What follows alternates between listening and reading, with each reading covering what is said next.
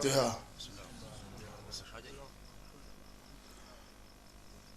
أعوذ بالله السميع العليم من الشيطان اللعين الرجيم. بسم الله الرحمن الرحيم. الحمد لله رب العالمين، والصلاة والسلام على أشرف الأنبياء والمرسلين سيدنا ونبينا وشفينا ومولانا بالقاسم محمد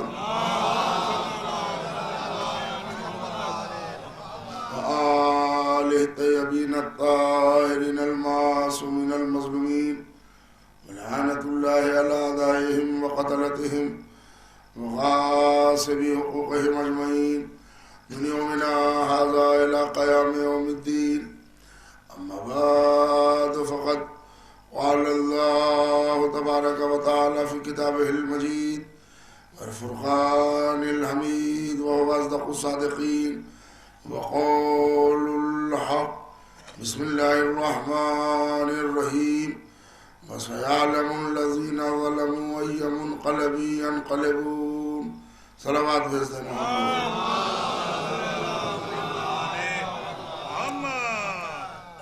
معزز قابل احترام اور لائق عزت و تکریم سامعین، خلاق کائنات قرآن مجید کی سائے مبارکہ میں ارشاد فرما رہا ہے کہ اور ان قریب ظلم کرنے والے یہ جان لیں گے کہ وہ کس کروٹ پلٹائے جاتے ہیں۔ سلسلہ بیان آپ کے ذہن عالی میں ہوگا کہ مسلسل حضرت مختار ابن ابی عبیدہ ثقفی کی زندگانی اور ان کے کارنامے پر اجمالی روشنی روزانہ آپ حضرات کی خدمت میں اس پر روشنی ڈالی جا رہی ہے۔ تفصیل اور ایک دم سے ڈیٹیلز میں جا کے تذکرہ مختار کو سننے کے لیے وقت چاہیے اور وقت کے ساتھ تحمل چاہیے، اس لیے کہ اس حد تک تفصیل میں جانے کے لیے صبر چاہیے کہ آپ بھی بیٹھیں اور ہم بھی پڑھیں۔ اس کے لیے ذرا ماحول ایسے ابھی ہمارے یہاں تیار نہیں ہوئے، اس لیے کہ ہم اس پلاسٹک ایج میں جہاں کھانے میں بھی فاسٹ فوڈ پر زیادہ دھیان دیا جا رہا ہو، وہاں 3 گھنٹہ اور 4 گھنٹے کی تفصیلی بیان پر یہاں دھواں دھار معاملہ چل رہا ہے۔ ہر چیز اب 2020 پر ہونا ہے، مگر کوشش یہ کی گئی کہ حضرت مختار کے وہ حالات جو گزشتہ کئی برس سے آپ سن رہے ہیں ان میں ان سلسلوں کو سنانے کی میں نے 5 مجلسوں میں کوشش کی کہ جو میں پڑھ نہیں سکا تھا، حالات اور وقت ایسے نہیں ملے تو نہیں پڑھا، مگر اس کو سنانے کی کوشش کی، اس لیے کہ بات بھی پہنچ جائے اور ہماری مجلس کا سفر بھی جاری و ساری رہے۔ اب جبکہ سلسلہ مجالس کی آخری مجلس ہے، حالانکہ خمسہ کے علاوہ بھی وہ ایک مجلس کا اضافہ کیا ہمارے وہ بانی مجلس اور منتظم مجلس جناب سبتی حسن صاحب معروف جوکھن صاحب، تو انہوں نے ایک مجلس کا اضافہ بھی کیا، مگر اس اضافے میں اتنا فائدہ ہوا کہ اس کے نچوڑ کے لیے ایک وقت ایک مجلس مل گئی مجھے، جو میں آپ حضرات کی خدمت میں سنانے کی کوشش کر رہا ہوں کہ جناب مختار نے، میں یہیں سے شروع کر رہا ہوں اس لیے کہ تمہید کے لیے پھر ذرا سا وقت لگ جائے گا۔ جناب مختار ابن ابی عبیدہ ثقفی جب محمد حنفیہ سے تحریر لے کے آئے اور خاموشی امام چہارم کو اذن قیام سمجھا، اور یہ ایک شریعت کے اصول بھی ہیں، آپ حضرات بھی سمجھ لیں، علماء کرام ہیں، ان سے تصدیق کرا لیجئے گا۔ معصوم کے اقوال کی تعریف یہ ہے کہ جو معصوم کہے وہ حدیث، جو کرے وہ حدیث، جو کرتا دیکھ کر چپ رہے وہ حدیث۔ اس لیے کہ معصوم شریعت میں کسی الٹ پھیر پر وہ خاموش نہیں رہ سکتا، اسی لیے امت پر تقیہ جائز ہے، معصوم کے لیے تقیہ نہیں۔ ہم حالات دیکھیں گے، ہم ماحول دیکھیں گے، صورتحال دیکھیں گے اور اس کے بعد تب ہم کہیں گے، لیکن معصوم کے لیے شریعت کی جب بات آئے گی تو نہ وہ ماحول کو دیکھے گا نہ وہ حالات کو دیکھے گا، جو حکم پروردگار ہے، جو منشاء پروردگار ہے، چونکہ یہ ڈائریکٹ نمائندہ پروردگار ہے۔ تو چوتھے امام نے مختار کو اذن قیام دیا تھا، اس کی ایک دلیل یہ بھی ہے کہ اگر ہمارے مولا راضی نہ ہوتے تو خاموش نہ رہتے، خاموشی نہیں رہے، بولے بھی۔ اور یہ واقعہ آپ حضرات نے پورے طور پر مجلسوں میں سنا ہوگا، عام طور سے پڑھا جاتا ہے کہ ایک دن ہمارے چوتھے امام کے چاہنے والے ہیں منہال، ان کا گزر ہوا مدینے میں، چوتھے امام سے ملاقات ہوئی تو انہوں نے کچھ باتیں کی اور گفتگو کے بعد ہمارے چوتھے امام نے پوچھا منہال کہاں سے آتے ہو؟ تو میں کوفے سے آیا ہوں۔ تو مولا پوچھتے ہیں میں نے سنا ہے کوفے میں مختار ہمارے دشمنوں کو تہ تیغ کر رہا ہے۔ کہا مولا یہ خبر صحیح ہے، ایک ایک کو چن چن کے مختار مار رہا ہے۔ تو کہا مختار جب سب کو چن چن کے مار رہا ہے، تم کوفے سے آتے ہو تو ہرملہ بن کاہل اسدی کی بھی کچھ خبر رکھتے ہو؟ ہرملہ ایک قاتل ہے کربلا میں، جس نے شہزادہ علی اصغر کو تیر مارا تھا۔ امام کی جذباتیت دیکھیے، پوچھ رہے ہرملہ پکڑا گیا تھا، تمہیں علم ہے اس کا؟ تو منہال کہتے ہیں مجھے اس کی کوئی اطلاع نہیں ہے کہ ہرملہ پکڑا گیا ہو، ابھی تک کچھ خبر ایسی نہیں ہے۔ جب جانا کوفے اپنا کام کر کے جب پلٹ کے جانا تو مختار کو ہمارا سلام کہہ دینا اور کہنا اگر ہرملہ پکڑا نہ گیا ہو تو اس کے پکڑنے کی کوشش میں اضافہ کر دیا۔ اب اس سے بڑی رضامندی ہے عصمت آپ کو اور کہاں سے دکھائی جائے؟ صلوات پڑھ دیں محمد اور آل محمد، یہ امام کی رضامندی تھی۔ اور یہاں عالم یہ ہے کہ جب منہال سے کہا تو انہوں نے کہا مولا یہ اتنے قاتلین تھے کربلا میں اور آپ نے ہرملہ کا نام، تو اب وہ پہلو بالکل سے مصائب کے آ جائیں گے، اس سے ذرا قطع نظر ایک جملہ مولا نے فرمایا ہرملہ نے جو ہم پر مصیبت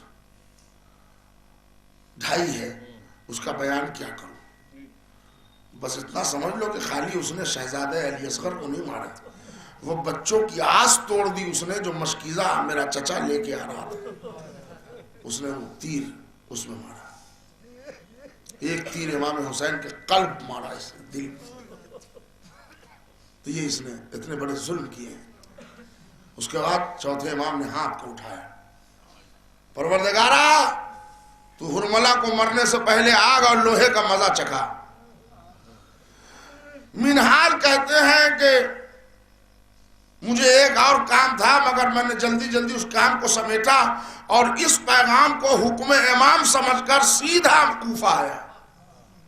کوفہ آیا تو اپنے گھر نہیں گیا، دارالامارہ آیا کہ مختار سے پیغام امام کو پہنچا دوں۔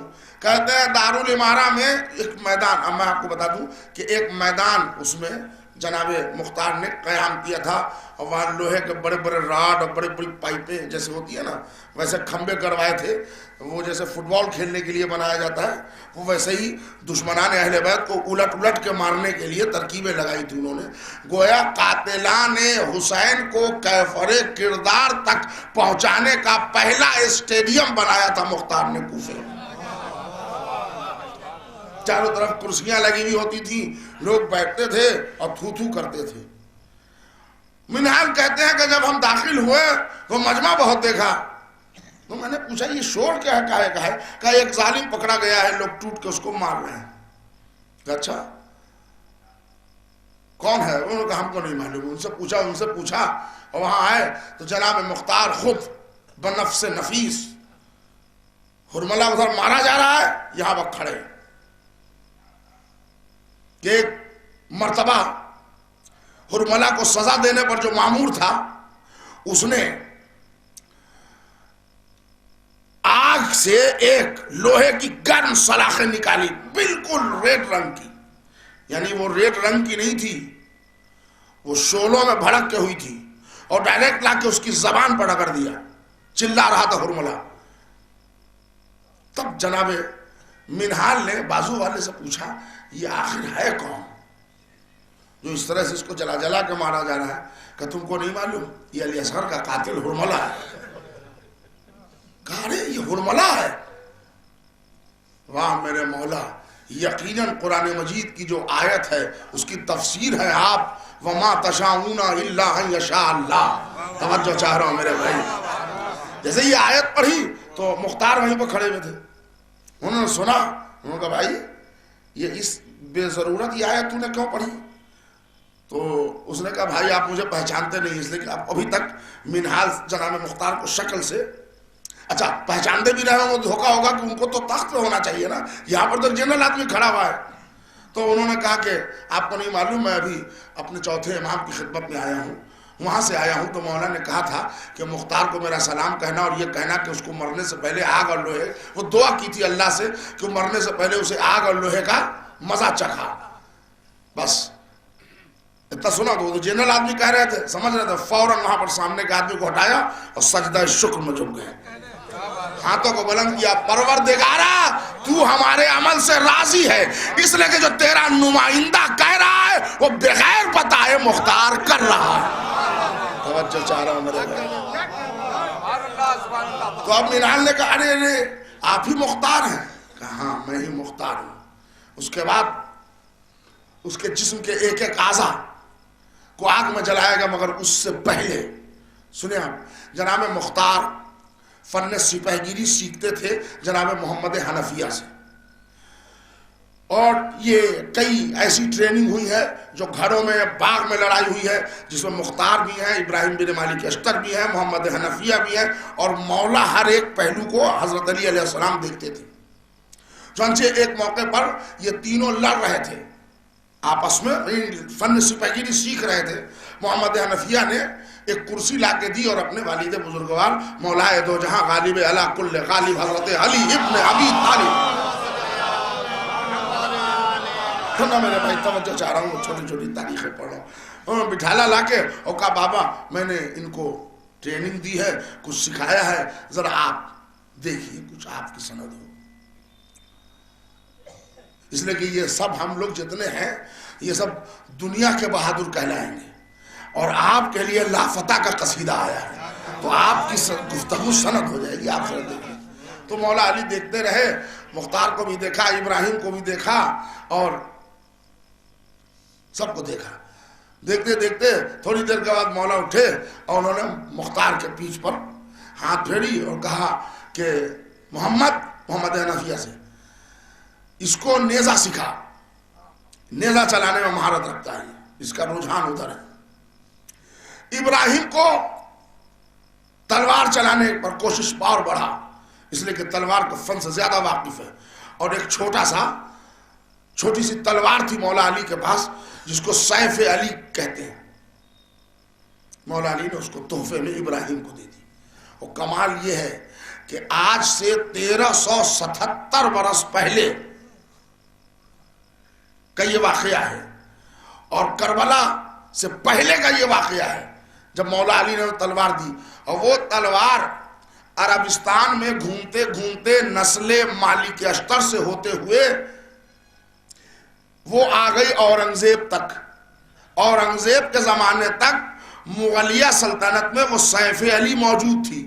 اس کے بعد پھر حالات کچھ ایسے آئے کہ پنجاب میں ایک شہر ہے امرتسر، وہاں ایک میوزیم ہے، میوزیم کو ہندی میں عجائب گھر کہتے ہیں، وہاں وہ سیف علی آج بھی رکھی ہوئی ہے. اگر آپ حضرات کو کبھی موقع ملے تو آپ جائیں, وہاں الماری میں سجا کے سیف علی وہاں موجود ہے. اس کے موبائل پر ہمارے پاس تصویر بھی تھی, مگر اب چونکہ حالات ایسے ہیں کہ تصویر وغیرہ تلوار کی وہ سب لے کے چلنا موبائل میں اچھا نہیں ہے, اور ہم لوگوں کے موبائل بازی موقع پر بے تکے انداز میں چیک ہو جاتے ہیں. تو ورنہ میں آپ کو اس کی تصویر دکھاتا تو اس کا جو دستہ ہے, یعنی جو پکڑنے کے لیے جو دستہ کہتے ہیں, ہم یقین سے کہہ رہے ہیں کہ ہم اور آپ جیسے دو آدمی ہی ملائیں گے تو اس کی مٹھی میں نہیں آئے گا. وہ یا علی چلاتے تھے یا پھر مالک اشتر کا فرزند ابراہیم چلاتا تھا. وہ مولا علی نے ان کو تحفے میں دی تھی, وہ آج بھی موجود ہے. میرے دوستو, سارے کمالات کے بعد ایک جملہ کہہ کے میں مختار کا تذکرہ شروع کروں گا کہ سارے حادثات اور تمام پریشانیاں ہم مومنین پر آئی آتی نہیں. گھر ہمارے جلائے گئے, خیمے ہمارے جلائے گئے, عبادت خانے ہمارے جلائے گئے, مسجدیں ہماری کل بھی جل رہی تھی آج بھی جل رہی ہیں, امام بارے کل بھی جلائے جا رہے تھے آج بھی جلائے جا رہے ہیں, ہماری بستیاں کل بھی ویران کی جا رہی تھی آج بھی ویران کی جا رہی تھی. مگر دنیا یہ نہ سمجھے کہ بنی امیہ کے تخت و تاج سلامت ہے. ہم اتنے لٹنے پٹنے کے بعد بھی اپنے بزرگوں کے آثار کے ساتھ زندہ ہیں. کیا کہہ رہا ہوں, ہم اپنے بزرگوں کے آثار کے ساتھ زندہ ہیں. مولا علی کے ہاتھ کا لکھا قرآن ہم آپ کو دکھائی دیں گے. امام حسن جو جوتا پہنتے تھے ہم آپ کو دکھا دیں گے, وہ موجود ہیں. بی بی زہرا جو چکی چلاتی تھی ہمارے پاس وہ بھی موجود ہے. وہ سیدہ کے در پہ جو دروازہ گرایا تھا ہم نے وہ آثار بھی مٹنے نہیں دیا, وہ بھی ہمارے پاس موجود ہے. اب ذرا اس کی زیارت وہ دشوار ہو گئی ہے, اس لیے کہ شیخ عامری کے امام باڑے میں بھی ظالموں کی نظر بد لگ گئی, اور وہ ہمارے اسی سلطانپور کے رہنے والے ہیں جو وہاں سیکورٹی میں نافذ ہے مولانا شیخ عامری کی طرف سے. تو اب وہ امام باڑے کی زیارت بند کر دی گئی ہے فی الحال, اس لیے کہ شیخ کی زندگی کو خطرہ ہے, شیخ عامری کے جو فرزند ہیں. تو ہمارے پاس وہ بھی موجود ہے, قرآن بھی موجود, سارے آثار موجود. آپ بادشاہ مسجد میں جائیں, ایک امامہ امام حسین علیہ السلام کا وہاں آج بھی محفوظ رکھا ہوا ہے. تو ہم ہر چیز کے بعد بھی حیدرآباد میں ایک جگہ آپ کو چوتھے امام کا وہ پیرہن ملے گا, کھجور کے پتوں کا جو امام پہنا کرتے تھے, وہ ریدا. تو ہم ہر لٹنے پٹنے کے بعد بھی اپنے بزرگوں کے آثار کے ساتھ زندہ ہیں. نہ آپ زندہ ہیں, نہ آپ کے باپ دادا کے کرتے کا ایک بٹن زندہ ہے. گویا ایسا لگتا ہے دفنانے اور جلانے کا جو فرق ہے وہی تاریخ نے بتا دیا. صلوات بھیج دیں محمد اور آل محمد.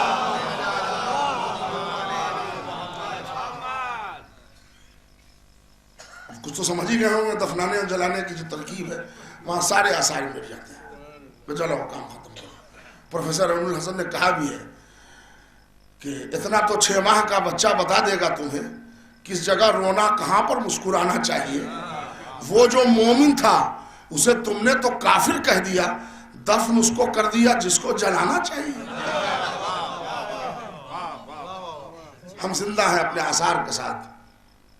اب یہاں پر 1 منٹ آپ دیجئے, میں نے کل وعدہ کیا تھا, اس کے بعد میں کسی قاتل کی گرفتاری اور اس حالات قیام مختار تک آؤں گا کہ دیکھیے ان سے ہوتا کیا ہے. فوراً ایک سوال آئے گا. روزانہ مجلس ہو رہی ہے, بہت مجلس ہوتی ہے نا, ہر سال مختار نامہ, کیا مطلب, ہم تو سن چکے ہیں, ہے نا. ایک سوال ذہن میں کسی آدمی کے یہ خیال نہ آئے کہ یہ اپنے پڑھنے کے لیے جواز قائم کر رہے ہیں. جی نہیں, بہت بڑی دنیا ہے اللہ کی, ڈے ٹو ڈے ہمارے خالی نہیں ہیں. ہم اپنے پڑھنے کے لیے نہیں کہہ رہے ہیں, حضرت عباس کا واسطہ دے کے آپ سے کہہ رہے ہیں, جو تاریخ ہے وہ سنا رہے ہیں. ہمارے پاس جتنے اثاثے بچے ہیں وہ ذکر حسین اور یاد حسین کی وجہ سے بچے ہیں.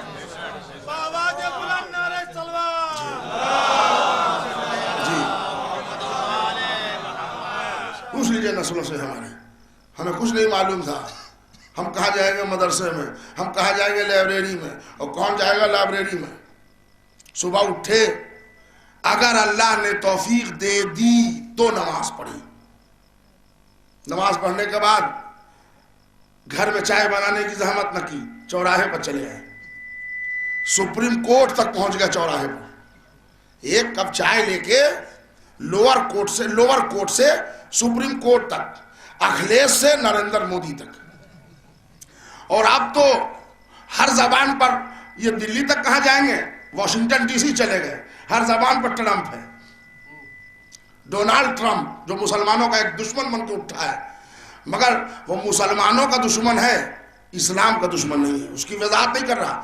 میں نے پچھلے سال اس کی تقریر کا ایک حصہ خود اپنے آنکھوں سے پڑھا، جو نیو یارک ٹائم میں نکلا۔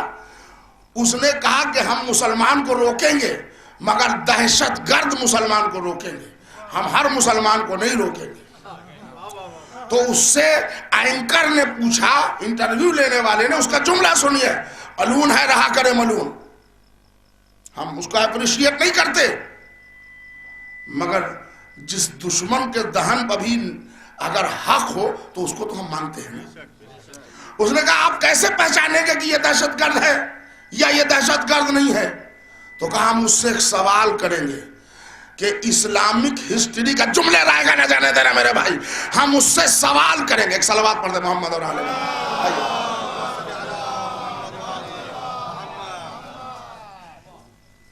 ڈاکٹر صاحب آپ بھی سنیں، یہ چونکہ آپ کو سیاست سے بھی بہت لگاؤ ہے اور ہر جگہ جاتے آتے رہتے ہیں، تو سیاسی آپ نہیں ہے، لگاؤ ہے، یہ میرے کہنے کا مطلب غلط مطلب نہ جائے۔ ڈونالڈ ٹرمپ نے پچھلے سال جو مسلمانوں پر پابندی لگانے کے لیے اپنے الیکشن مینیفیسٹو میں بیان کیا، تو اس کا ایک انٹرویو چھپا نیو یارک ٹائمز میں، جو اس کو میں نے اپنی آنکھوں سے پڑھا، تو اس سے پوچھا گیا کہ ہم روکیں گے دہشت گرد کو، ہم عام مسلمان کو نہیں روکیں گے۔ تو اس سے اینکر نے پوچھا کہ آپ کیسے پہچانیں گے کہ کون مسلمان دہشت گرد ہے، کون مسلمان ٹھیک ٹھاک ہے؟ اس نے کہا ہمارے پاس آلہ پہچاننے کا ہے، اسلام کی ہسٹری کا ایک ہیرو ہے جس کا نام ہے حسین، اسلام کی ہسٹری کا ایک ہیرو ہے جس کا نام ہے حسین، ہم پوچھیں گے کہ حسین کو یاد کرتے ہو؟ نہیں حضرات، نہیں، جملے سنیے، ہم پوچھیں گے تم حسین کو جانتے ہو، یاد کرتے ہو؟ کہا ہاں۔ تو جواب دے گا اگلا، اس لیے کہ ٹرمپ بول رہا ہے گھٹیا سے گھٹیا مسلمان بھی ہو وہ حسین سے فرار نہیں کر سکتے۔ تو ہم پوچھیں گے کہ تم حسین کو جانتے ہو؟ تو وہ کہے گا ہاں۔ تو ہم پوچھیں گے حسین کو کیسے یاد کرتے ہو، ہنس کے کہ رو کے؟ اگر حسین کو ہنس کے یاد کرنے والا ہوگا ہم بائیں سائڈ چھاڑ دیں گے، حسین کو رو کے یاد کرنے والا ہوگا ہم نیک سمجھ لیں گے۔ صلوات پڑھ دیں محمد اور آل محمد۔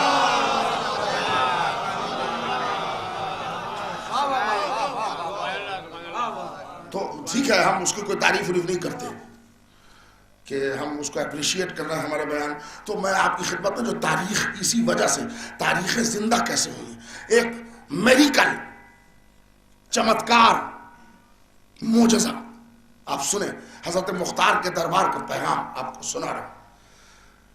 اتنا بڑا مجمع ہے، لاؤڈ اسپیکر کا مجلس ہو رہی ہے، آپ ان جنرل پیاکی پور چوراہے پر جا کے پوچھئے کہ امام حسن کا قاتل کون، پوچھئے، آزما لیجیے۔ اس کے بعد میں تو مہینے میں ایک مرتبہ آتا ہی رہتا ہوں، آپ کو اصلی قاتل کا نام نہیں معلوم ہوگا۔ پوچھئے علی کا قاتل کون، علی کے سر پر ضربہ کس نے ماری؟ آپ سے پوچھ رہا ہوں، چلیے چھوڑیے دوسرے۔ علی کو کس نے مارا؟ جی ابن ملجم نے، صحیح ہے۔ امام حسن کو زہر کس نے دیا؟ جادہ نے، آپ کو یاد ہے۔ زہرا کو قتل کس نے کیا؟ تاریخ میں وہ نام اوجھل ہے، اس لیے کہ زہرا کی شہادت مورخین مانتے نہیں، ہے نا۔ اس میں کوئی شک نہیں کہ ہمارے علماء نے بڑی محنت کر کے ان تمام قاتلین کے نام تاریخ میں رکھ دیے اور 13 کے 13 مجرموں کو کھڑا کر دیا لائن میں کہ کون کون ہے زہرا کا قاتل. مگر جو ان جنرل مورخ ہے وہ زہرا. لیکن آپ سے میں نے پوچھا علی کا قاتل کون؟ آپ نے کہا ابن ملجم. زیادہ بنت اشس اس نے حسن کو مارا. جواب آپ کا آدھا صحیح آدھا غلط ہے. اس لیے کہ پوری دنیا سے پوچھئے کہ حسین کو کس نے مارا تو وہ کہیں گے یزید. اب اس کنٹینس میں آپ اپنا سوال بولیے. غلط ہے کہ جواب صحیح. حسین کا قاتل کون؟ ارے چھری تو شمر نے چلائی تھی نا. یزید تو گیا بھی نہیں تھا کربلا میں. کیا کہہ رہا ہوں میرے بھائی؟ ارے یزید تو فزیکلی کربلا میں گیا بھی نہیں تھا. تو قاتل حسین کے نام پر آپ نے یزید کا نام لیا. لیکن یہاں حسن کا قاتل کون؟ تو جس نے عمل کیا تھا اس کا نام لیا. علی کا قاتل کون؟ تو وہ جس نے تلوار چلائی تھی وہ بدنصیبی سے پکڑا گیا. تو وہ زہرا کا قاتل تاریخ میں اس کے بھی نام اوجھل ہے. اتنا تو آپ کو معلوم ہے. اچھا اب ایک سوال اور. کربلا میں حضرت قاسم جو گئے تھے ان کے کرتے کا رنگ کیسا تھا؟ سبز. مدینے میں فاطمہ زہرا کے گھر پر اتنا بڑا حادثہ ہوا. تاریخ میں قاتل کا نام اوجھل. عین حالت نماز میں علی کے سر پہ ضربت مار دی گئی. اصلی قاتل خطائے اجتہادی کے کشتی پر سوار. جادہ نے زہر دیا, ہاتھ گریبان اس کا پکڑا گیا. اصلی قاتل حسن کا کون تھا کسی کو نہیں معلوم. ہیرے پیسے کہاں گئے تھے؟ کس ٹیبل پر قتل حسن کا منصوبہ بنا تھا؟ بیٹے سے شادی کی بات جادہ سے کس نے کی تھی؟ ہر ایک اس کو رضی اللہ کہہ کے پورا برڈن آف پروف جادہ پر لاد دیتا ہے. اصلی قاتل کو مورخین بچا لیتا ہے. علی کے قتل کا منصوبہ کہاں بنا؟ 3 مہینے تک تلوار زہر میں کہاں بجھائی گئی؟ اشش کندی کے ذریعے. عبد الرحمن ابن ملجم خارجی کا شکار کس نے کیا؟ وہ عمر عاص اور معاویہ کو لوگوں نے بڑی محبت سے بچا لیا. اور علی کی اتنی بڑی سیریس واقعات شہادت کو جادہ, قطامہ اور ابن ملجم کی عشقیہ داستان بنا کے تاریخ میں چیپٹر کلوز کر دیا کہ وہ بڑی خوبصورت تھی قطامہ, اس سے عشق کرتا تھا ابن ملجم. اس نے مہر میں علی کا سر مانگا تھا. مارے عشق میں دودھ ہو کے اس نے قتل کر دیا علی کو. بس کہانی ختم ہو گئی. اصلی قاتل کا گریبان نہ پکڑا گیا. کربلا میں کیا حکمت لگائی حسین نے کہ چھری چلایا تو شمر نے مگر گریبان پکڑا گیا یزید کا. مدینہ سٹی, شہر, ٹاؤن مجرم اوجھل. حسن کو زہر مدینہ میں دیا. توجہ چاہ رہا ہوں میرے بھائی. 5 کی 5 مجلس کا خلاصہ آپ کے حوالے. حسن شہر میں مارے گئے, اوریجنل قاتل چھپ گیا. مدینہ سٹی ہے, مسجد نبوی جو پورے عالم اسلام کی راجدھانی ہے وہ ہے مدینہ. بھائی اسلام کا کیپٹل شہر ہے مدینہ. مسجد نبوی سے کیا تقابل دنیا کی مسجد کا, اس سے ملا ہوا فاطمہ کا گھر. تاریخ نے ان مجرم کو بھی بچانے کی کوشش کی. کربلا 50 برس کے بعد رسول کے صحرا, بیابان, ڈیزرٹ, ریگستان, بیابان میں اچانک ایک واقعہ رونما ہوا جسے کربلا کہتے ہیں. اور وہاں کے جزیات اتنے پہنچ گئے کہ قاتل کا نام, مقتول کا نام, کون سا سپاہی کیسا کرتا پہنے تھا, کس نے انگوٹھی اتاری, کس نے بالیاں اتاری، ایک ایک ڈیٹیلز آئے کیسے. بس میرے بھائی یہ نتیجہ آپ کو دینا چاہ رہا ہوں. اگر آپ بور نہیں ہو رہے ہیں تو ایک صلوات پڑھیے، میں تعریف سے توجہ چاہ رہا ہوں. پڑھے لکھے حضرات میرے سامنے ہیں، ممکن ہے حضرت مختار کے صدقے میں ایک پہلو آپ کو دے کے جاؤں. کیا ہے یہ، ایسا ہوا کیوں؟ دیکھیے دنیا میں اس پورے گھٹنا کرم کو عوام الناس تک پہنچانے کی ابتدا حسین نے رکھ دی. راہ زینب نے ہموار کی، مختار نے گھر گھر پہنچا دیا. نقطہ امام حسین نے رکھا. اب چونکہ اس میں ہم جائیں گے تو آدھا گھنٹہ وقت لگ جائے گا کہ امام حسین نے نقطہ کیسے رکھا، جناب زینب نے راہ ہموار کیسے کی. ہمارا ہدف مختار کا بیان ہے. آئیے ان شارٹ پڑھ رہا ہوں. تاریخ میں اس وقت حالات ایسے نہیں تھے کہ یاد منایا جائے، تو وہ جو چیزیں تھی وہ کتاب کے دفتر میں بند ہوتی چلی گئی، سب اوجھل ہوتے رہے. کوئی بھی بڑے ڈاکومنٹس ہوں، اگر اس کی ایک کاپی ہو تو خطرہ چوری کا ہوتا ہے، خطرہ اس کو مٹا دینے کا ہوتا ہے. اسی لیے جو زمین، جائیداد، مکان، فلیٹ، اس کے جو کاغذات ہوتے ہیں نا، اس کی 3 کاپی بنتی ہے. ایک کاپی ہوتی ہے رجسٹرار کے آفس میں، اس کی ایک کاپی ہوتی ہے تحصیل میں، اس کی ایک کاپی ہوتی ہے مکان اونر کے پاس. اس لیے کہ اگر مکان مالک کے گھر باڑھ آ جائے، فلڈ آ جائے اور سارے کاغذات بہ جائیں تو ڈاکومنٹ دفتر میں ہے، اور اگر حادثہ تحصیل میں ہو جائے تو رجسٹریشن آفس میں ہے، اگر واقعہ یہاں ہو جائے تو تحصیل میں ہے. بڑے ڈاکومنٹس ہمیشہ 2-3 کاپیوں میں ہوتے ہیں.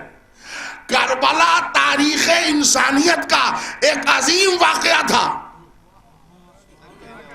جناب مختار نے پورے ڈاکومنٹس تیار کیے، زینب نے اس کو حکمت سے 2 کاپی میں بانٹ دی.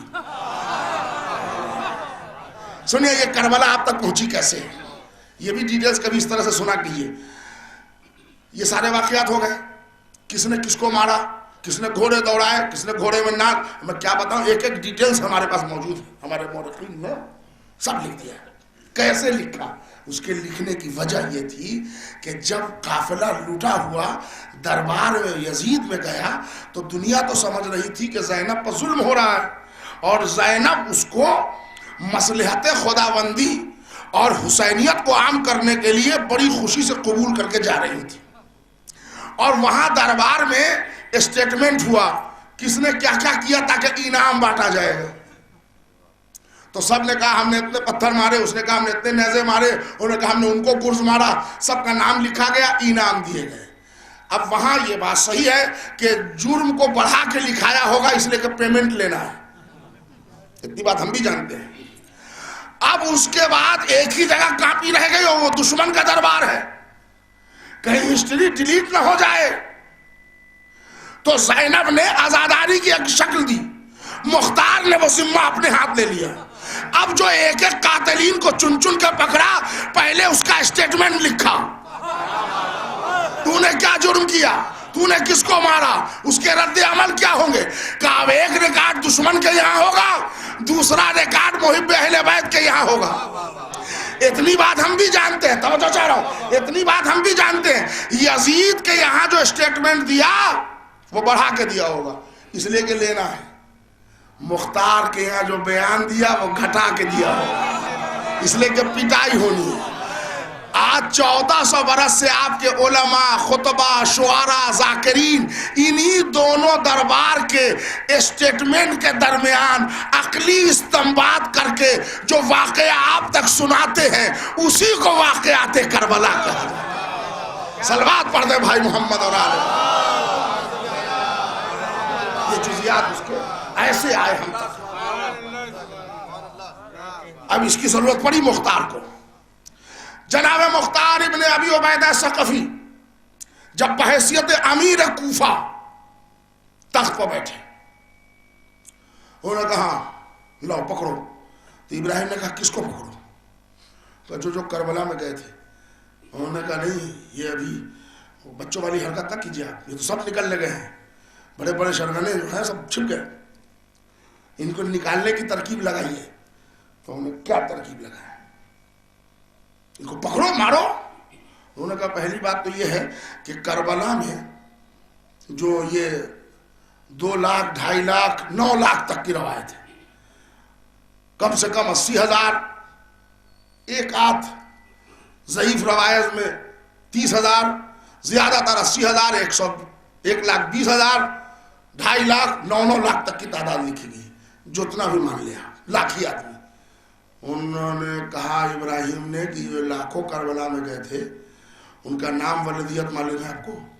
تو مختار نے کہا وہ تو نہیں معلوم۔ کس نے کتنا ظلم ڈھایا، تو ہم سزا کس پیمانے پر دیں گے، اسکیل کیا ہے ہمارے پاس؟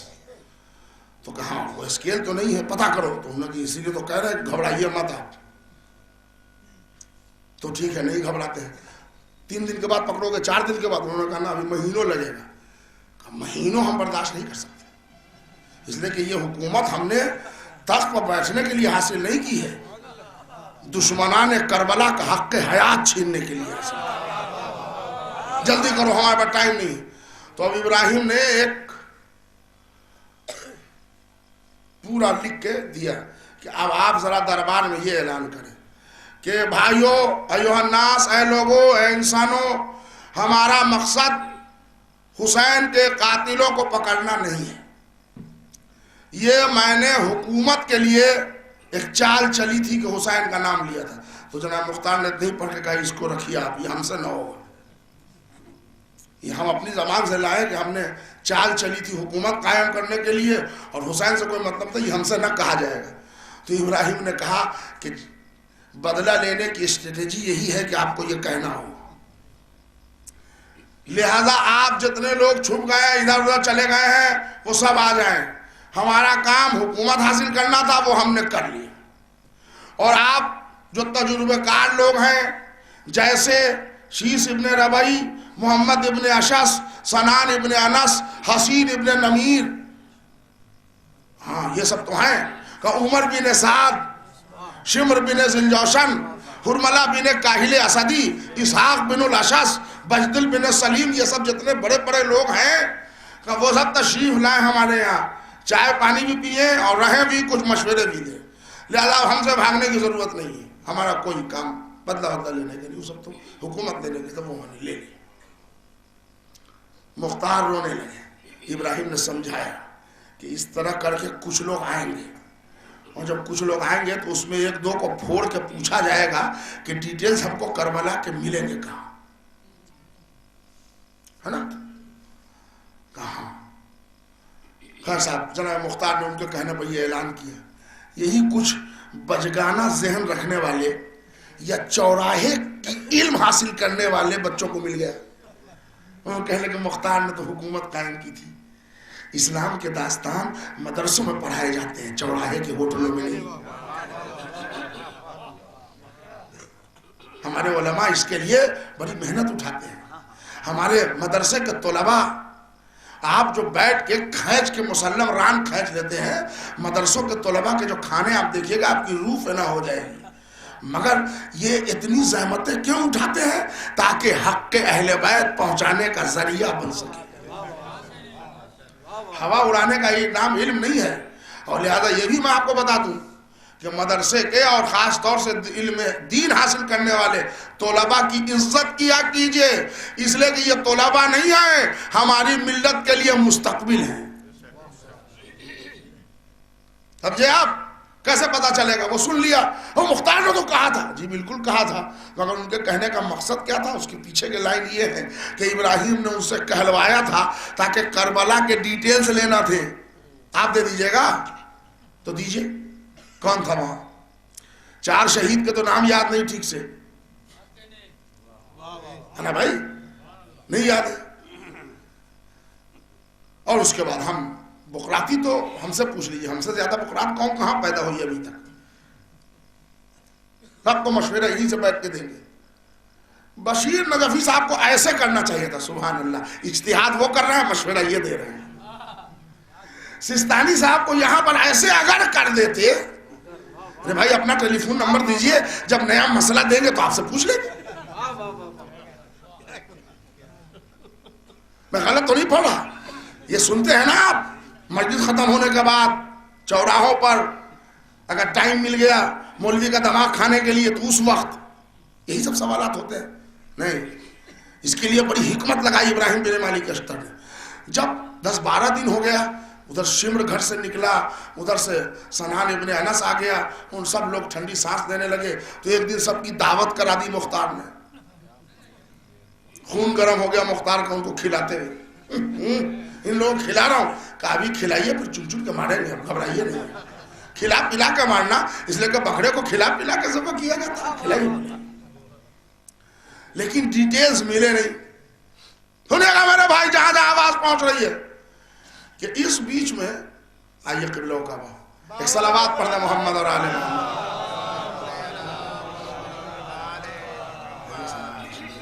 مولانا کھانے ہی پینے کے ذکر کے وقت آئے، اس لیے کہ ایک کھانا میرا بھی ان کے یہاں ادھار ہے،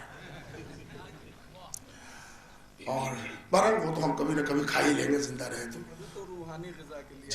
صلوات پڑھ دے محمد اور آل محمد. بھائی ذرا توجہ کا طالب ہو. کسی نے خبر دی کہ اب ایسے نہیں ہوگا. کربلا کا جو کمانڈر اینڈ چیف تھا وہ تھا عمر بن سعد. آپ اس کو خریدیے کہ وہ ہمارے ہاتھ نہیں آ رہا ہے، اس لیے کہ ہم جب جب چاہتے ہیں، مگر وہ سمجھتا ہے وہ کہنا تم پر بھروسہ نہیں ہے، تم پکے علی والے ہو، تم ہم کو اندھے میں الٹ دو گے. تو انہوں نے کہا کہ نہیں، آپ جائیے وہاں دعوت کیجیے، بلائیے کہ اب ہمارے دولہا بھائی ہیں، جو ہونا تو ہو گیا.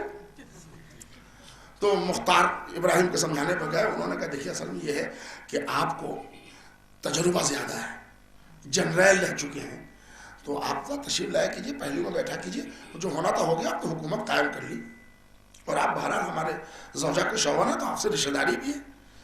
تو انہوں نے کہا نہیں وہ تو ہے، لیکن ہم سے جو ضرورت ہوگی ہم یہیں سے مشورہ دیں گے، دربار بنائیں گے. اور کیسی بات ہے، آپ کو دیکھ کے لوگ خوش ہو جائیں گے، آپ کے چہرے پر دیکھنا بھی عبادت ہے.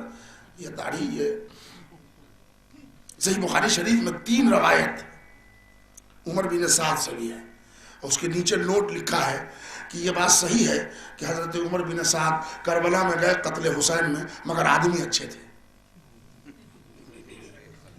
فیصلہ آپ کیجئے، جو نبی کے نواسے کا قاتل ہے، آپ ہی لکھ رہے ہیں، اور آپ ہی لکھ رہے ہیں مگر آدمی اچھا تھا. اب یہ اچھے کا پیمانہ تو ہماری سمجھ میں نہ آیا کہ یہ بات صحیح ہے کہ شیطان نے اللہ کی مخالفت کی مگر اچھا تھا. یہ کون سی بات ہوگی؟ کچھ سمجھے آپ؟ عمر بن سعد آئیے، مختار ان کو کھینچ کے لائے، لاتے کھلاتے پلاتے پہناتے اڑاتے. انہوں نے پوچھ لیا کہ ہم یہ چاہتے ہیں کہ کربلا میں جو لوگ گئے ان سب لوگوں کی ایک دن پارٹی کریں تاکہ ہمارے اوپر سے یہ داغ ہی ہٹ جائے کہ ہم حسین کے شیعہ ہیں. مختار نے کہا. تو انہوں نے کہا نہیں، تو ہم وہاں پر ڈیٹیلز کہاں ہیں، ہمارے پاس نہیں ہے کچھ. تو انہوں نے کہا آپ بتائیے جہاں ہو ہم لے لیں.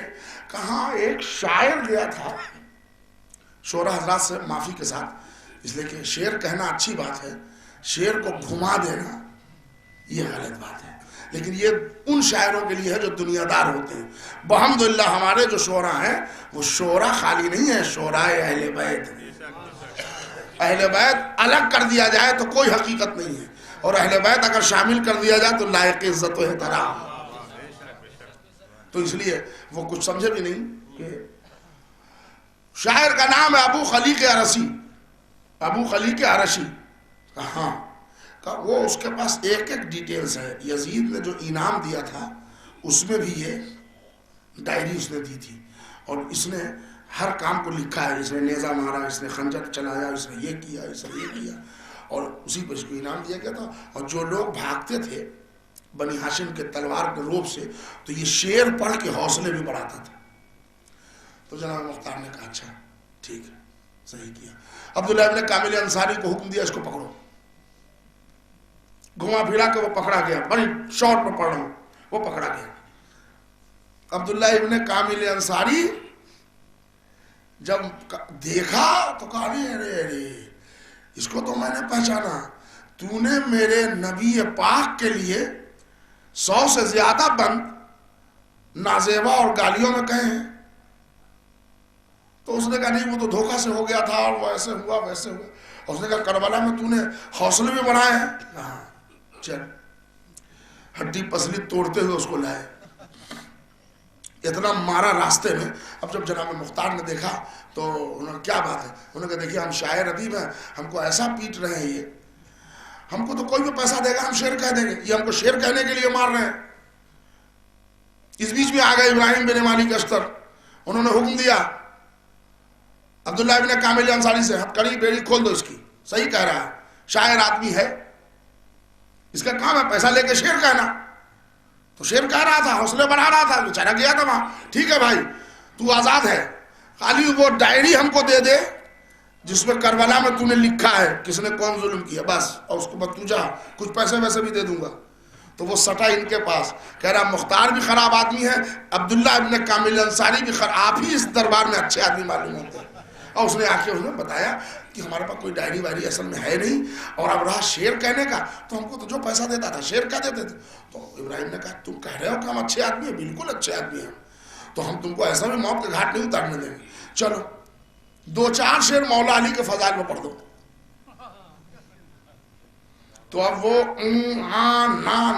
ٹھک پر ٹھک ادھر ادھر. تو انہوں نے کہا اس وقت ہم اتنے ٹینشن میں ہیں, ذہن ہمارا متلاطم ہے کہ شعر موضوع نہیں ہو رہا. تو ابراہیم نے کہا یہ بات بھی صحیح ہے کہ جب آدمی کے اوپر کوئی پریشر ہو تو عقل کام نہیں کرتی, کوئی بات نہیں. عبداللہ ابن کامل انصاری سے کہا گیا کہ دارالامارہ میں ایک کمرہ خالی کرا دیا جائے, ان کے لیے کھانا پانی سب کا انتظام کر دیا جائے, رات بھری آرام سے رہیں, اب 4 شعر کا مدح علی میں کہہ کے سنا دیجیے گا. جائیے بھائی, تاریخ مختار کا واقعہ سنا رہا ہوں تاکہ آپ کا عقیدہ مضبوط ہو. رات بھر شاعر جگہ دیوار پر سر کو دے دے مار رہا تھا کہ ایک مصرے ہو جائے, مگر شعر ہو کے نہیں دے رہے تھے. شاعر تو شاعر ہوتا ہے, وہ تو بات پر شعر کہہ دے. یعنی وہ شعر دیکھیے, ایک تو ہوتا ہے شعر کہنا, ایک ہوتا ہے شعر بنانا. شعر بنانے کو تک بندی کہتے ہیں, تو وہ تو کوئی بھی حالات کو موضوع کر سکتا ہے, اور وہ بھی اتنا بڑا شاعر کہ جو وہ حوصلے بڑھا رہا ہے. مگر اب ساری کوششیں ناکام, سارا علمی بیکار, فیل, مصرے نہیں نکل رہے ہیں. 10 بجے دن میں اسٹیڈیم سجا, لاؤ شاعر کو. تو اس نے کہا گیا کیا ہوا بھائی, شعر ویر آپ نے کچھ کہا؟ تو اس نے کہا ہوا نہیں, مگر آپ ہم کو ٹائم دیجئے کچھ تو ہم شعر کہہ دیں گے. اس نے کہا دنا دن کربلا میں مصرے پر مصرے ہو رہے تھے, یہاں اتنے آرام سے حرام کا کھایا بھی, کل پانی بھی پیا اور شربت بھی پیا, اور ایک شعر مولا کے مدح میں نہ ہو سکے, میں ایک مصرے ہی کہہ دیتا. تو اس نے کہا کیا کروں, کوشش بہت کی مگر ہوا نہیں. کچھ سمجھے آپ؟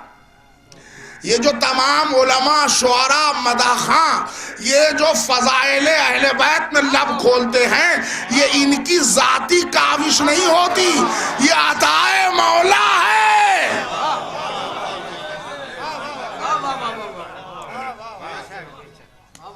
اس ادھیر بون میں نہ رہے کوئی فنکار کہ مجمع ہماری گھن گرہ سن کے آیا ہے. جنت توبہ, یہ اس ذکر کی بلندی ہے جو انسان کو اپنے گھر سے کھینچتا ہے. ہمارے ایک دوست ہیں یہی سلطان پور کے, وہ آج انہوں نے 2 مرتبہ مجھے ڈرایا تھا کہ آج 2020 ہے, مجمع نہیں ہوگا. دیکھ لیجئے اب الحمدللہ کل سے زیادہ مجمع ہے, اس لیے کہ اب ہم اتنے کمزور عقیدے کے ہو گئے کہ 2020 پر مجلس حسین کو ٹھیک ہے کچھ اونچ نیچ ہم سے ہو جاتی ہے, کبھی کبھی وہ نماز چھوٹ جاتی ہے یا کبھی جھوٹ بول لیتے ہوں گے, لیکن اس کا مطلب اتنے بے ایمان بھی نہیں ہوئے کہ ایک گیم دیکھنے کے لیے ہم زہرا کے لال کے فرش عزا سے منحرف ہو جائیں. دیکھ لیجیے اس کے زندہ ثبوت ہے, حالانکہ وہ نہیں ہے. صلوات پڑھ دے محمد اور نہیں بھائی, وہ آ گئے ہیں باہر, سائن مل گیا. ایک اونچی آواز میں اور صلوات پڑھیے محمد اور توجہ کا طالب ہوں. مصرے ہوئے نہیں. جب تک تائید مولا نہ ہونا شیر کیا بکری نہیں نکلے گی. ایک پرانا واقعہ آپ کو سنا رہا ہوں, آپ کا سنایا ہوا, مگر بہت سارے بچے نئے آئے ہیں ان کے لیے سنا رہا ہوں. ایک جگہ مشاعرہ ہوا تھا, تو اس میں ایک مولائی شاعر تھے, وہ استاد تھے, ان کو لوگ بلاتے تھے, لیکن جب بھی غزل پڑھیں, نظم پڑھیں یا 26 جنوری میں جہاں جائیں وہ ایک دو شعر مدح علی میں کہتے ہی کہتے تھے. تو بیچارے جو دشمنان ہیں وہ عاجز آ جاتے تھے کہ یہ ہمارے بزرگوں کی تعریف نہیں ہوتی, یہ گھما پھرا کے علی کو لے آتا ہے. ہندو بھائیوں نے کیا مشاعرہ کبھی سمیلن, یہ وہاں بھی علی کو لے آیا. ارے علی کائنات کی اس بلندی کا نام ہے جو ہر جگہ فٹ ہوتی ہے. ایک جملہ ذرا موڈ فریش کرنے کے لیے کہہ دوں, جو بیٹھے ہیں وہ ہل جائیں گے. پاکستان میں جو نیشنل ایوارڈ ہے, سب سے بڑا ایوارڈ ہے, اس کا نام ہے نشان حیدر. جیسے ہمارے یہاں ہے بھارت رتن, ہے نا, ارجن ایوارڈ اور کتنے ایوارڈ, اور پدم شری اور پدم وبھوشن, پدم بھوشن, کتنے ایوارڈ ہیں. وہاں سب سے بڑا جو چھوٹا نشان ہے اس کو کہتے ہیں جرأت حیدر, اور جو سب سے بڑا ایوارڈ ہے اس کو کہتے ہیں نشان حیدر. تو مولانا اسماعیل دیوبندی صاحب کا واقعہ ہے کہ کچھ لوگ آئے اور انہوں نے ان سے کہا کہ مولانا اتنے گھن گرج میں آپ مجلس پڑھتے ہیں اور آپ آئے بھی ادھر سے ہیں, تو آپ یہ احتجاج کیوں نہیں کرتے کہ سیدنا علی کرم اللہ وجہہ کے نام پر تو ایوارڈ ہے نشان حیدر, اور کسی بزرگوں کے نام پر نہیں ہے. تو اسماعیل دیوبندی بڑے مشہور مناظر گزرے, انہوں نے کہا آپ کو معلوم نہیں ہے, ہم کو معلوم ہے اس لیے ہم بولتے نہیں. انہوں نے کیسے, بھائی نشان حیدر ہے اور تو تینوں میں سے کسی بزرگ کے لیے تو نہیں ہے. انہوں نے کہا جب کوئی بڑا کارنامہ ہو تو علی کے نام کا نشان دیا جاتا ہے جسے کہتے ہیں نشان حیدر. کہ لگا ہمارے ایک بزرگ کا نام بھی ہے عمر قید.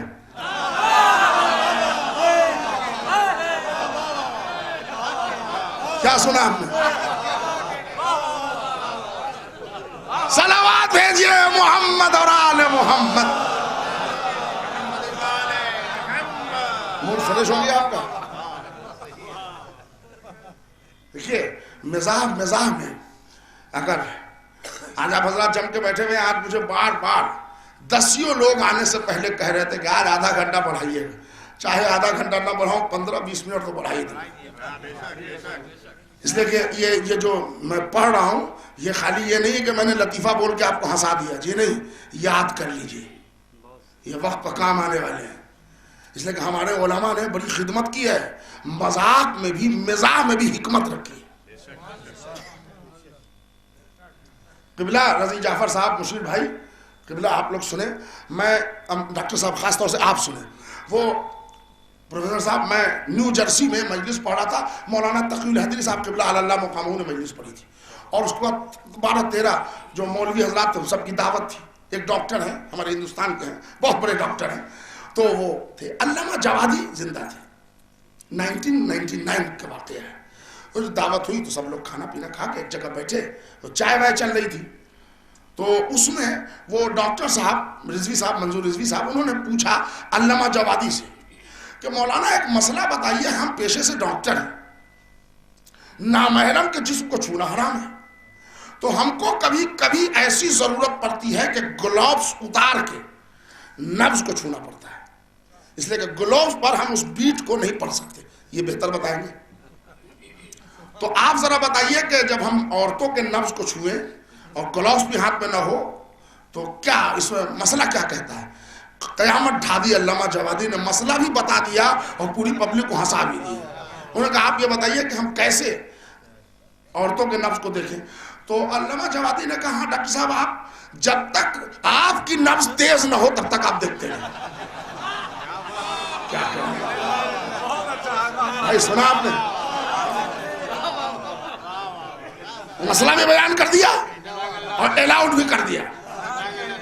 یعنی دائرہ تہذیب اور آئین شریعت کے اندر ہو تو جائز ہے, ایک مولانا سے پوچھا گیا کہ قبلہ ہم جنگل میں ہیں، نماز پڑھ رہے تھے، شیر آ گیا، کیا کریں؟ نماز توڑ دیں؟ مولانا نے فوراً جواب دیا اگر وضو سلامت رہے تو پڑھ لیجئے۔ آپ سمجھ گئے؟ یہ عطیہ کسی دشمن اہل بیت کو نہیں ہے، یہ باب العلم کے در سے بٹنے والی خیرات ہے۔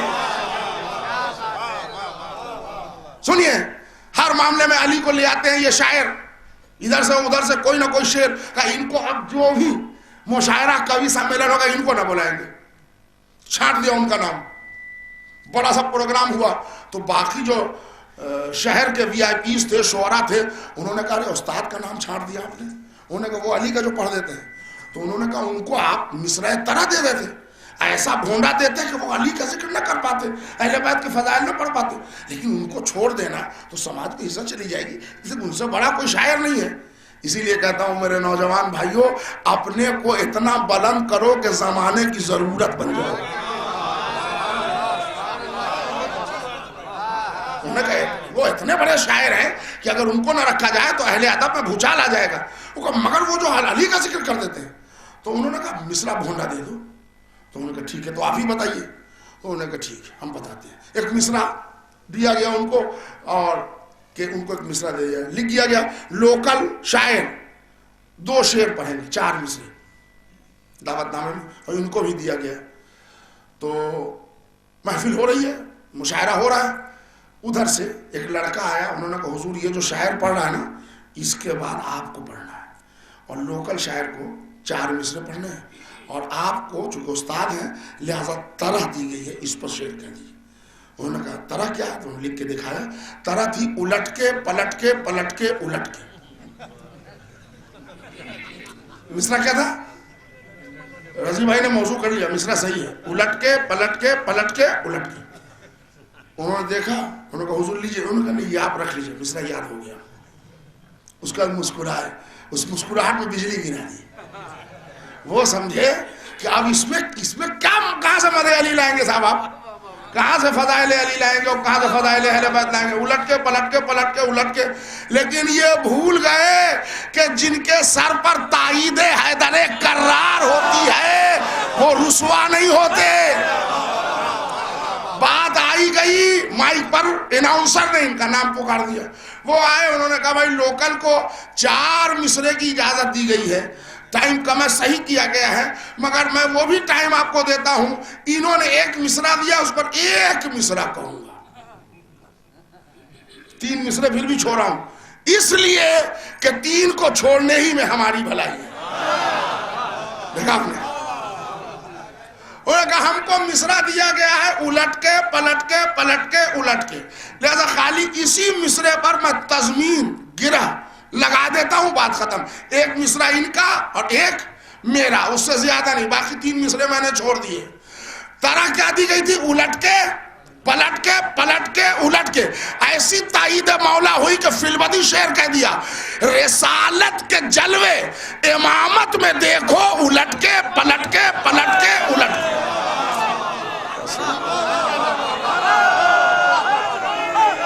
رسالت کے جلوے،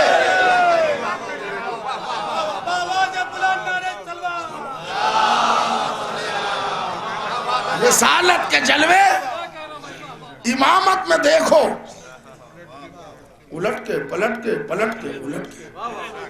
ابو خلیق عرشی 1 مصرے کہتے ہو نہیں رہے ہیں، ہوں کیسے؟ اس لیے کہ اس کے لیے لہو کی طہارت چاہیے،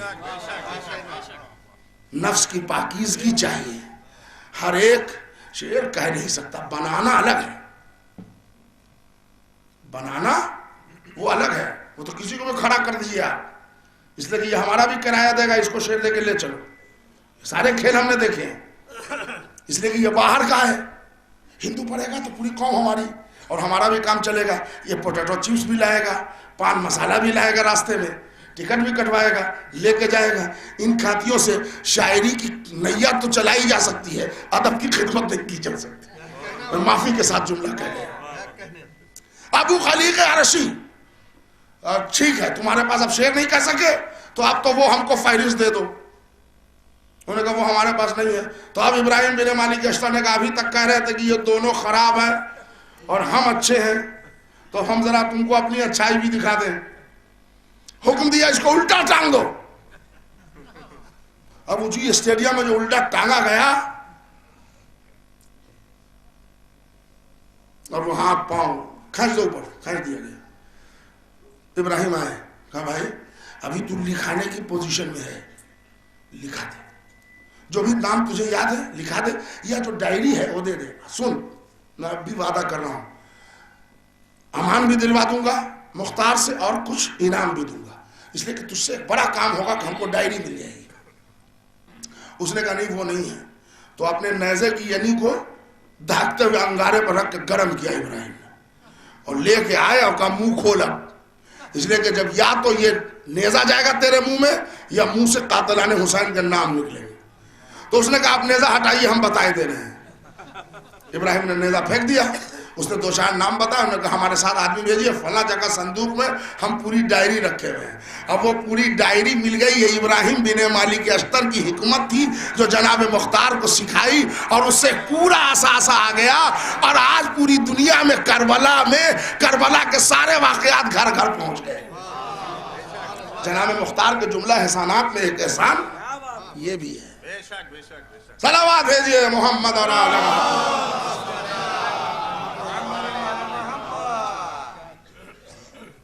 اب حکومت بڑی تیزی سے, ہمارا وقت تمام ہو گیا. حکومت جب مستحکم ہو گئی جناب مختار کی تو اب چن چن کا پکڑنا شروع کیا. ان کو پکڑ کے لاؤ, ان کو پکڑ کے لاؤ. مخبر خبر دے رہا ہے, سپاہی جا رہا ہے.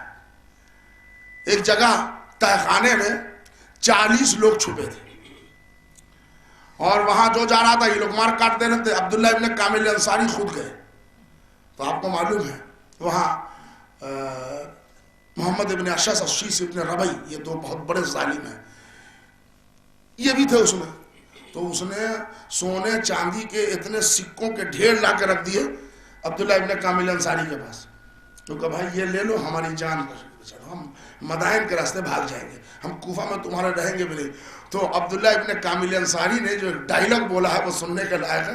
انہوں نے کہا تو اتنا بڑا احمق ہے, ارے تیرا پتہ بتانے کے لیے کوئی مجھ سے پیسہ مانگتا تو اس کی 5 گنی قیمت دیتا, اور ہم پیسے کی ضرورت کے لیے لڑ نہیں رہے ہیں, ادائیگی اجر رسالت میں قدم بڑھا رہے ہیں. مارو, لاؤ, پکڑو, قتل کرو. ایک ایک کو قتل کیا. جب ہرملہ بن کاہل اسدی پکڑا گیا اور اس کے منہ میں گرم لوہے کی سلاخیں ڈالی گئی, مختار نے سر اٹھایا سجدے سے, پروردگارا تیرا 1000 شکر کہ جو ہمارے امام کی آرزو تھی ہم وہی عمل کر رہے تھے. آئے, پوچھا بھائی ہرملہ سے, تو نے سب ظلم اپنے گنا دیے, تو نے جو میرے شہزادے پر تیر مارا تھا تو تیرا اور علی اصغر کا فاصلہ کتنا تھا؟ سنیں گے آپ, حیرت کیجئے گا. اس نے کہا کہ 10 قدم کا فاصلہ تھا میرا. اتنا صدمہ ہوا کہ مختار رونے لگے. انہوں نے کہا ملعون تجھے شرم نہ آئی, 6 مہینے کے بچے کا سوکھا گلا. کہا اچھا. ابراہیم بن مالک اشتر کو آواز دیا مختار نے, کہا بھائی اس کو 20 قدم پیچھے لے جاؤ. سپاہیوں ذرا تیر کمان ہمارے ہاتھ میں دو, اب تک تم لوگوں نے مجھے نیزہ چلاتے دیکھا ہے, آج میں اس کو دکھاؤں گا کہ تیر بازی کیا ہے. اور کہا اے ولد الحرام, بچوں پر تیر چلانا اور ہے, سن دیکھ, اب میں تیرے داہنے آنکھ کا نشانہ لے رہا ہوں. تو نے 10 فٹ دور پر چلایا تھا, 20 فٹ, اور ایک تیر رہا کیا, جہاں بتایا تھا اسی ٹارگٹ پر آ کے لگا. اب بچنے کی کوشش کر, مگر ہرملہ تیرے دن پورے ہو گئے ہیں, تو اگر سر گھمائے گا تو تیر گھوم جائیں گے. اور اس طرح سے یہاں سے لے کے وہاں تک پورے اعضاء پر جناب مختار نے تیر مار کے چھلی چھلی کر دیا. اس کے بعد آئے مختار قریب. بھائی اتنے تیر کے بعد یہ ملعون زندہ ہے تو کیا کیا جائے کہ اس کو زندہ جلا دو. چوتھے امام کے جملے: میرے اللہ ہرملا کو مرنے سے پہلے آگ اور لوہے کا مزہ چکھا. تیر بھی مارے گئے, زندہ جلا بھی دیا گیا. امام کی آرزو بھی پوری ہوئی. ہرملا بن کاہل اسدی واصل جہنم ہوا. صلوات پڑھ دے محمد اللہ. بڑی جفائیں اٹھائی ہیں, بڑی زحمت, بڑی مشقت. شمر کے پکڑنے میں بڑی زحمت ہوئی جناب مختار کو. ان کے سپاہی کئی 100 لوگوں کو مار دیا اس نے, مگر یہ مرتے ضرور رہے مگر حوصلہ نہیں چھوڑا, پکڑ ہی لیا ہرملا کو. ایک ملعون ہے جس کا نام ہے خولی بن یزید اسبئی. پرسوں کی مجلس میں نے جس کا ذکر کیا تھا, خولی بن یزید اسبئی. یہ ملعون کوفے کا رہنے والا تھا. یہ بھاگ گیا تھا بصرہ, مگر راشن پانی ختم ہو گیا تو یہ مال لینے کوفہ آیا. کچھ درہم و دینار لے کے چلے جائیں گے وہاں. ادھر مختار کو مخبر نے خبر دے دی کہ خولی بن یزید اسبئی آیا ہے. اب وہ ظلم تو میں دہراؤں گا نہیں, آپ سن چکے ہیں مجلس میں کہ کیا کیا ظلم اس ملعون نے کیا تھا. جناب مختار نے عبداللہ ابن کامل انصاری کو بلایا اور کہا بھائی اس کا گرفتار ہونا بہت ضروری ہے, جلدی جا. گئے, پورا گھر گھیر لیا پولیس والوں نے, چاروں طرف چپے چپے پر پولیس, فوجی. دروازہ کھٹکھٹایا. اب دیکھیے اتنا کے باوجود بھی جو ایک مومن کے اندر شرافت ہونی چاہیے وہ برقرار رکھا. دروازہ توڑ کے اندر نہیں آئے, لشکر اور فوجی کی شان میں نہیں آئے. دروازہ کھٹکھٹایا, دروازہ کھولو, ہم فلاں ہیں, دربار سے آئے ہیں. دروازہ کھلا. اس کی 2 بیوی تھی, ایک کا نام تھا ثعلبیہ, ایک کا نام تھا عیوق. عیوق کوفے کی رہنے والی تھی اور وہ محب اہل بیت بیوی تھی. ثعلبیہ شام کی رہنے والی تھی. 2 بیوی تھی. تو عرب میں 2, 3, 4 بیوی وہ رکھنا کوئی وہ بات نہیں تھا. تو آپ یہ حیرت نہ کیجئے کہ 2 کیوں تھی. الحمدللہ اب تو یہاں بھی کئی لوگوں کے 2 ہونے لگے ہیں, تو اس لیے آپ کچھ حیرت نہ کیجئے کہ اس میں 2 ہونا کوئی عیب کی بات نہیں ہے. لیکن آپ ہماری مجلس سنیے, اپنے اندر 2 کا حوصلہ پیدا نہ کیجیے. صلوات بھیج دیں محمد اور آل محمد. چلیے آپ کا موڈ فریش ہو گیا, سنیے. عیوق کوفے کی رہنے والی, وہی اہل بیت زوجہ. ثعلبیہ شام کی رہنے والی, دشمن اہل بیت. شام, اب شام کے جتنے لوگ تھے دشمن تھے, وہاں دوستدار تھے ہی نہیں. کیا بتاؤں, اس لیے کہ وہاں پوری دنیا معاویہ اور یزید کو رسول کا رشتہ دار جانتی تھی.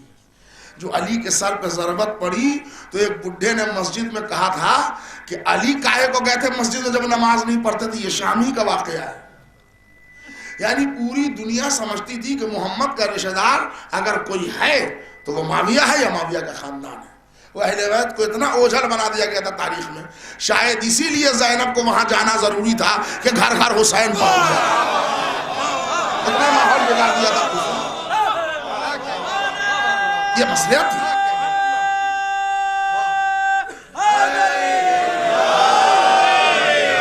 سنے میرے بھائی, آ گئے عبداللہ ابن کامل انصاری خولی بن یزید اسبئی کے گھر میں.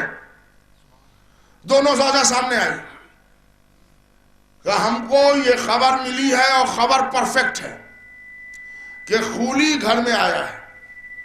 تو اس کی زوجہ نے کہا نہیں وہ یہاں نہیں ہے. تو کہاں ہے؟ تو جلدی میں نکل گیا کہ وہ سسرال گئے ہوئے ہیں. تو انہوں نے کہا ایسی دامادی تو سمجھ میں نہیں آتی کہ بیوی یہاں ہے, وہ سسرال کیا کر رہا ہے. تو اب ذرا سا وہ بول گئی تھی رو میں. تو جناب عبداللہ ابن کامل انصاری نے کہا سنو, ہم اسلام محمد کے اوپر چلنے والے ہیں, عورتوں پر ہاتھ نہیں اٹھاتے, اور اگر ضرورت پڑ جائے تو تہ تیغ کرنے میں رکتے بھی نہیں. اس لیے سیدھے سیدھے بتا دو کہ خولی کہاں ہے, باقی کچھ نہیں.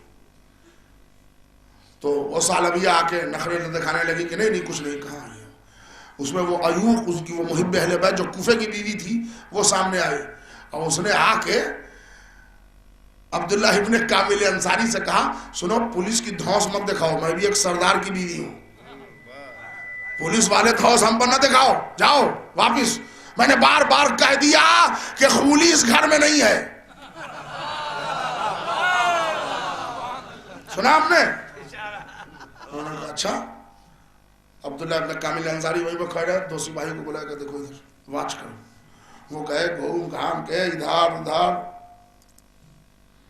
پھر یہ ڈپٹے اور پولیس والے کو بتا کدھر ہے. تو اس نے کہا زیادہ شور مت مچاؤ, میں بار بار کہہ رہی ہوں کہ خولی بن یزید اصبہی گھر میں نہیں ہے. دوسری مرتبہ سپاہی کو بھیجا خالی ہاتھ. عبداللہ ابن کامل انصاری نے کہا سپاہی ہوتا, افسر ہوتا ہے. انہوں نے کہا ٹھہرو, تم واچ کرو یہ دونوں عورت بھاگنے نہ پائے. آئے, اب جو آئے تو دیکھا وہاں صدام ہاؤس ہے, کوئی گھر نہیں ہے, کوئی اسٹور روم نہیں ہے. وہ اچھا وہ سروس پرانے زمانے والا, توبہ توبہ. وہ آئے, انہوں نے کہا دیکھا یہاں ہے تو یہاں کا اشارہ کیوں کیا, ادھر دیکھا اندر ہے, وہ باتھ روم میں کوئی کیسے چھپ سکتا ہے. اب جو نیچے دیکھا تو دیکھا کہ ایک بڑا سا ٹوکرا رکھا ہے. تو اب افسر ہوتا ہے وہ دماغ سے کام کرتا ہے. اس نے کہا کہ ایسا تو نہیں ہے کہ اسی کنٹر کے نیچے بیٹھا ہے. وہ آئے اندر, پوچھا, تفصیلات لی, تو انہوں نے کہا تفصیلات اس کے بتا رہے ہیں کہ اس میں اتنی غلاظت نہیں ہے, ضرور وہی چھپا ہے. وہ کیا کیا تھا, اسی ٹوکرے کو ایسے اوڑھے ہوئے چھپا ہوا اسی لیٹرین میں بیٹھا ہوا تھا. عبداللہ ابن کامل انصاری نے اپنا چمکتا ہوا نیزہ لے کے جو اوپر سے مارا تو وہ غلاظت کے ٹوکرے کو توڑتا ہوا نیزہ خولی کے ادھر سے گھستا ہوا کلیجے میں آ گیا. ہو ملعون یہاں چھپا ہے, کھینچو نکالو. پیچھے سے رسی پھینک کے پاؤں میں باندھ کے جو کھینچا گیا تو اب پوری ٹوکری الٹ گئی.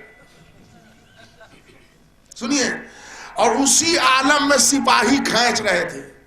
تو کسی سپاہی نے مشورہ دیا کہ 2-4 بالٹی پانی تو ڈلوا دیجئے, بدبو آ رہی ہے. کہا اسی طرح کھینچو تاکہ کوفے کے بچے اس پر تھوکیں اور دنیا سبق سیکھے کہ دشمنان اہل بیت کا دنیا میں یہ انجام ہے. ابھی سفر تمام نہیں ہوا, ابھی سفر جاری ہے. ابھی سفر تمام نہیں ہوا دشمنان اہل بیت کا, ابھی سفر جاری ہے. اس لیے ابھی زمانے کے امام کا آنا باقی ہے, ابھی محشر کا بپا ہونا باقی ہے. بی بی زہرا کیا فرمان سنائے, رسول اللہ کیا سزا دے, مولا علی کیا ججمنٹ دے, پھر پروردگار عالم عدالت کے کس روح سے دیکھے. ابھی سفر جاری ہے, سفر ابھی تمام نہیں ہوا ہے. اسی انداز میں کھینچ کے لائے, بوٹی کر ڈالی اور زندہ جلا کے زیتون کے تیل میں تل کے اس کی پوری راکھ کو فضا میں اڑا دیا گیا. اس کا بیان لے کے ایک اس طرح نسلوں کو مٹایا ہے جناب مختار نے. میرے بھائی 3,86,000 یہ چھوٹے موٹے سٹی کی آبادی ہوتی ہے, شہر کی.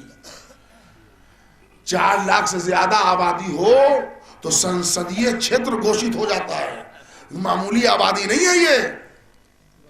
اور یہ گاجر مولی کوئی بم اور توپ سے لڑائی نہیں ہے, تلوار سے لڑائی ہے. یہ اندازہ لگائیے کہ مختار کے دل و دماغ میں کتنا حوصلہ اللہ نے بھر دیا تھا. ایک ظالم ہے عمر ابن ماد, سنیے 2 کردار آپ کو اس میں آئے گا. عمر ابن جارود یہ کریکٹر دوسرا, یہ کربلا میں نہیں گیا تھا, یہ عبید اللہ ابن زیاد کا مددگار تھا. عمر ابن جارود, یہ جو میں قصہ پڑھ رہا ہوں کربلا کے میدان میں گیا تھا یہ ظالم, اس کا نام تھا عمر ابن ماد. یہ کیا لے کے گیا تھا یہ سنیں.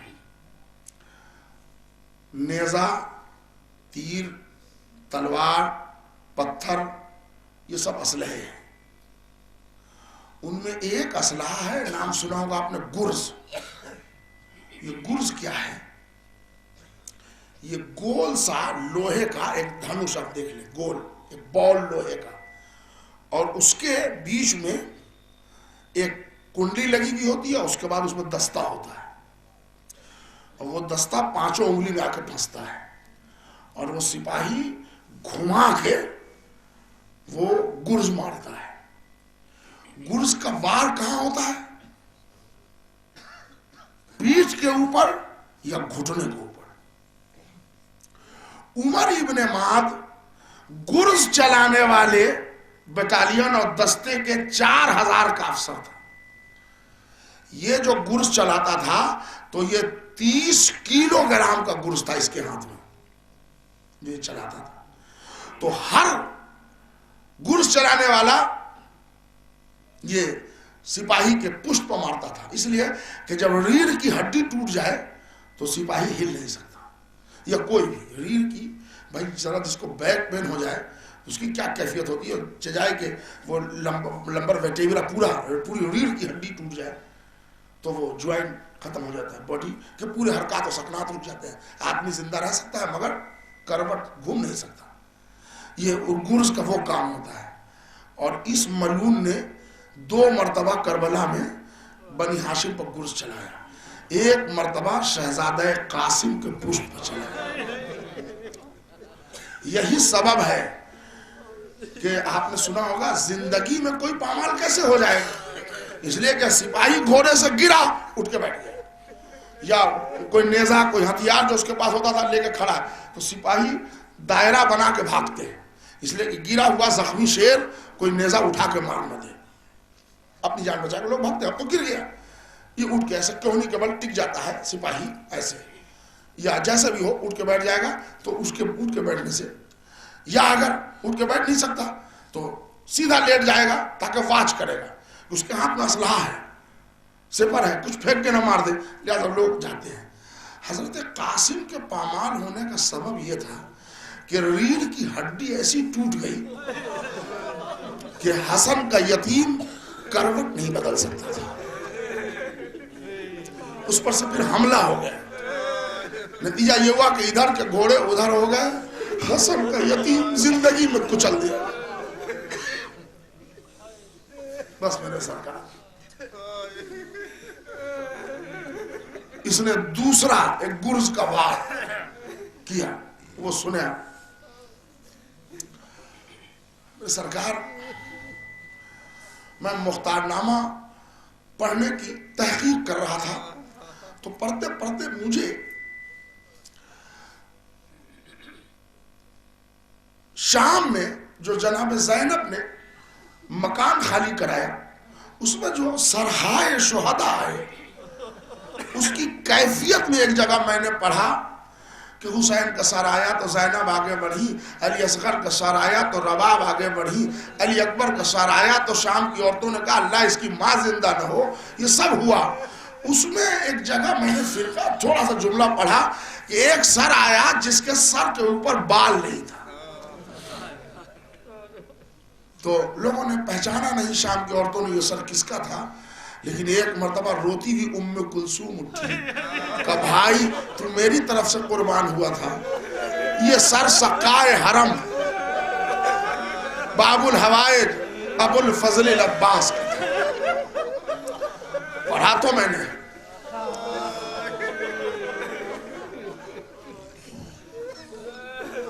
پڑھا تو میں، مگر قبلہ مجھے فکر ہوئی کہ آخر یہ لوگ تو حج کو عمرے سے بدل کے آئے تھے، تو یہ سر پر بال نہیں تھا، یہ کیا مطلب؟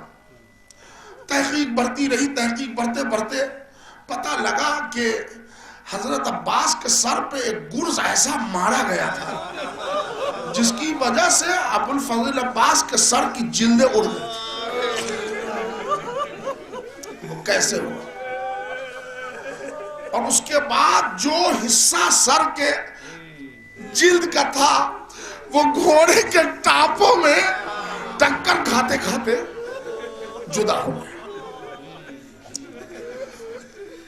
کیا بتاؤں میرے سرکار، کوئی مسائل پڑھ نہیں سکتا کربلا کے، نہ آپ کے کلیجے میں اتنی طاقت ہے کہ آپ سن سکتے ہیں، نہ ہماری زبان میں، اور ہمارے کلیجے میں اتنی طاقت ہے کہ ہم پڑھیں۔ میں تحقیق کر رہا تھا کہ تحقیق کرتے کرتے ایران کے بہت بڑے عالم دین گزرے علامہ مخرم، ان کی ایک کتاب ہمیں مل گئی احمد آباد میں لائبریری میں، انہوں نے کتاب لکھی العباس، اس میں ایک واقعہ لکھا تھا جس نے پوری تحقیق ہم کو سمجھا دی۔ واقعہ کیا لکھا علامہ مخرم نے کہ ایک مرتبہ بہت پہلے کی بات ہے، سید ابراہیم علیہ الرحمہ ایک بہت جلیل القدر عالم گزرے ہیں، ان کا زمانہ تھا کہ ابھی اتنے جلیل القدر عالم تھے کہ ذرا سی کچھ بات ہوتی تھی امام کو خواب میں دیکھ لیتے تھے۔ کہتے ہیں کہ اس زمانے میں چھوٹے چھوٹے ٹکڑوں میں لوگ کربلا آتے تھے زیارت کے لیے۔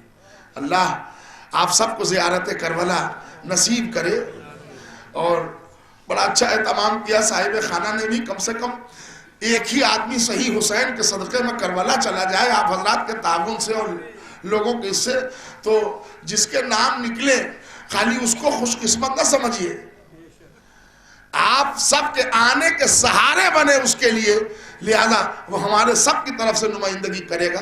اللہ ہر مومن کو کربلا کی زیارت کرائے اور قبر زیارت امام حسین کرے، وہاں جا کے تو کیفیت ہی بدل جاتی ہے، یا اللہ ہم کربلا آ گئے۔ تو لوگ زیارت کو جاتے ہیں کربلا۔ سب سے پہلے تہذیب زیارت یہ ہے کہ بڑے حضرت کے روزے میں نہیں جایا جاتا ہے، امام حسین کے روزے میں۔ مستحبات زیارت بھی ہے کہ پہلے روضہ عباس پر جائیے، وہاں اذن دخول لیجئے، اس لیے کہ عباس کو یہ گوارا نہیں ہے کہ ہم سے ملے بغیر کوئی حسین کی بارگاہ میں چلا جائے۔ قافلہ آیا اور اس نے مجلس پڑھی، اب قافلے میں کوئی مولانا نہیں تھے، بس ایک مجلس پڑھنے والا چھوٹا موٹا کوئی اسپیکر، کوئی ذاکر، اس نے مجلس پڑھی چھوٹے حضرت کے روزے پر، تو اس نے حضرت عباس کے مصائب پڑھے۔ تو مصائب پڑھتے پڑھتے اس ذاکر نے پڑھا کہ جب میرا عباس بڑھ بڑھ کے مشک سکینہ کو دانتوں میں دبا کے بڑھ رہا تھا، تو ایک ظالم نے سر پہ ایسا گرز مارا کہ علی کا لال توڑا کے زمین پر گرا۔ مجلس میں بہت گریا ہوا، لوگ بہت روئے، مجلس تو ختم ہو گئی، مگر وہاں جو سید تھے بہت بڑے جلیل القدر عالم تھے، انہوں نے اس مجلس پڑھنے والے چھوٹے سے ذاکر کو بلایا اور کہا بھائی یہ روایت تو نے کسی کتاب میں دیکھی ہے؟ تو وہ چھوٹا موٹا ذاکر تھا، وہ گھبرا گیا، اس نے کہا نہیں آقا میں نے یہ روایت کہیں نہیں دیکھی۔ کہا تو نے کیسے پڑھ دیا؟ کہا میں نے بزرگوں سے سنا تھا پڑھ دیا۔ کہا آج کے بعد مت پڑھنا، اس لیے کہ میرا عباس اتنا طویل القامت تھا کہ اس کے سر پر گرز کا وار ہونا، گرز کا لگ جانا، یہ عقل کے خلاف ہے، اس لیے جو دیکھا کرو وہ پڑھا کرو۔ سمجھایا، بات آئی گئی، ختم ہو گئی۔ اس نے کہا ٹھیک ہے آقا آج کے بعد میں نہیں پڑھوں گا، مگر میں نے تو سنا تھا ہمارے ہندوستان میں پڑھا جاتا ہے کہ عباس کے سر پہ گرز لگا تو میں نے پڑھ دیا، اب آج کے بعد نہیں پڑھوں گا۔ چھوٹے حضرت کی بارگاہ سے مجلس ختم ہوئی، بڑے حضرت کی بارگاہ میں لوگ آ گئے۔ اب وہاں جب آئے تو امام حسین کے روضے پر مجلس ہوئی، بڑا شور ہوا، بہت گریا ہوا، مجلس ختم ہوئی، اور جب مجلس ختم ہوئی تو سب لوگ جالیہ مبارک پکڑ کے دعائیں مانگ رہے تھے کہ اس بیچ میں کہتے ہیں سید، اب سید ابراہیم کا بیان علامہ مخرم علیہ الرحمہ لکھتے ہیں۔ اب میرے دوستو یہاں سے مصائب سننا، مصائب عباس بزبان عباس، انشاءاللہ آپ تڑپ کے روئیں گے۔ جملہ سنیں، مگر یہ جملہ سنانے سے پہلے ایک جملہ کہوں، سکینہ کا ذکر ہو اور عباس نہ آئے مجلس میں، یہ ہو نہیں سکتا، اور عباس کا تذکرہ ہو اور پیاسی بھتیجی نہ آئے تو یہ تصور میں لائیے کہ سکینہ مجلس میں بی بی آئی گی۔ سنیے، کہتے ہیں جالی پکڑ کے لوگ دعائیں مانگ رہے ہیں تو سید ابراہیم کہتے ہیں میری آنکھ لگ گئی۔ اب جب تھوڑی دیر کے بعد آنکھ کھلی، خواب بیان کر رہے ہیں، تو میں نے دیکھا میرے سامنے قداور جوان کھڑے ہیں۔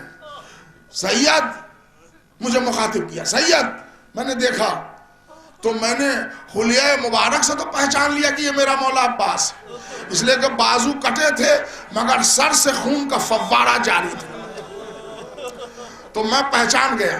تو میں بڑھا کہ مولا کے قدموں سے لپٹ جاؤں، مولا پیچھے ہٹ گئے۔ تو سید کہتے ہیں میں نے کہا آقا اے میرے مولا آپ کے ہاتھ ہوتے تو میں بوسہ دیتا، ہاتھ نہیں ہے اس لیے قدم چومنا چاہ رہا ہوں، پیچھے کیوں ہٹ گئے، کیا آپ مجھ سے ناراض ہیں؟ تو غازی نے سر ہلا کے کہا میں تم سے ناراض ہوں۔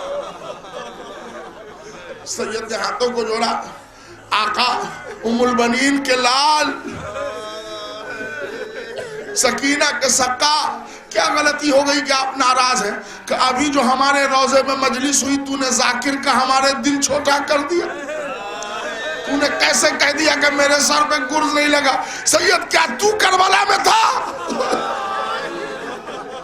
عزادارو یہاں سے مصائب عباس بزبان عباس سنو، 2 منٹ میں مجلس ختم ہو جائے گی۔ سید کیا تو کربلا میں تھا؟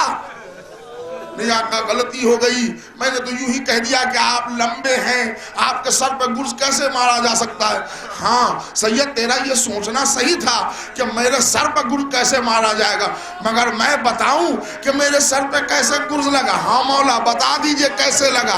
اب بذرا مصائب عباس بزبان عباس سنے، سید کو بیان دے رہے ہیں مولا عباس، میں نہر فرات میں گیا، مشک سکینہ میں پانی کو لیا، باہر آیا، چاروں طرف سے تیروں کی بارش ہوئی، سکینہ کا مشکیزہ بچا کے بڑھ رہا تھا، کھجور کے پیڑ میں چھپ کے حکم بن طفیل نے میرا دایاں ہاتھ کاٹا، میں نے بائیں کاندھے پر مشکیزہ سنبھالا، جب میرا بایاں ہاتھ بھی کٹ گیا تو میں نے مشک کے تسموں کو دانت سے دبا لیا، اب میں بڑا ہی بے بس ہو رہا تھا۔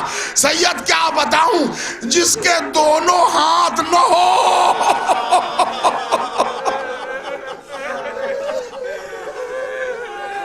وہ کتنا بے کس ہوتا ہے۔ سید میں بے کس ہو گیا، میرے دونوں ہاتھ نہیں تھے، مگر میں نے اپنی پوری طاقت سے دانت سے مشک سکینہ کے تسموں کو دبائے ہوئے گھوڑے کو مہمیز کر رہا تھا، جسم پر تیر اتنے پڑ رہے تھے کہ مجھے اس کی پرواہ بھی نہ تھی، مگر ہرملہ کا ایک تیر جب مشک سکینہ میں آ گیا تو میرے جسم کا خون پانی بن گیا۔ سید اب یہ جملے سنے، یہاں سے بہت کم مصائب پڑھے جاتے ہیں، مصائب عباس بزبان عباس، سلسلے کی آخری مجلس، اگر زندگی رہی تو یہ مختار نامہ پھر آئندہ سال نصیب ہوگا۔ عباس کہتے ہیں سید میں نے پھر بھی کوشش کی، مشک کے تسموں کو دانت سے چھوڑا نہیں، ارے 2 ہی 4 قطرہ پانی سکینہ تک پہنچ جائے، گھوڑے کو ایر دیتا رہا، ایک ظالم نے پیشانی پہ ایسا تیر مارا کہ اس کے پورے خون نے میرا آنکھ بھر دیا۔ اب جملے سنیں گے آپ، برداشت کر سکتے ہیں؟ عباس کہہ رہے ہیں سید میرے آنکھ میں تیر سر پہ جو پڑا وہ آنکھ میں خون آ کے جم گیا، مگر میں خون ہٹا نہیں سکتا تھا اس لیے کہ ہاتھ نہیں تھا۔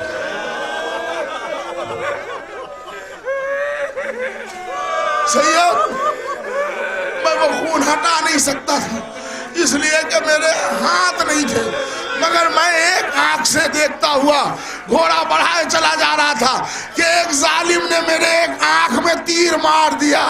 اب میں بڑا بے کس ہو گیا، تیر کیسے نکالتا، میرے ہاتھ نہیں تھے، تو ایک جگہ میں نے رکاب سے ایک پاؤں کھینچا، جھک کے ران میں تیر دبا کے کھینچا، تیر تو کھینچ لیا مگر ظالم نے میرا جھکا سر دیکھ کے اب جو گرز مارا ام البنین کا لال توڑا کے زمین پر گرا، جنت میں سیدہ تڑپ گئی، سکینہ نے کلیجہ پکڑا، ہائے میرا چچا عباس، چچا کی جان بھی گئی اور امو سکینہ پیاسی بھی گئی۔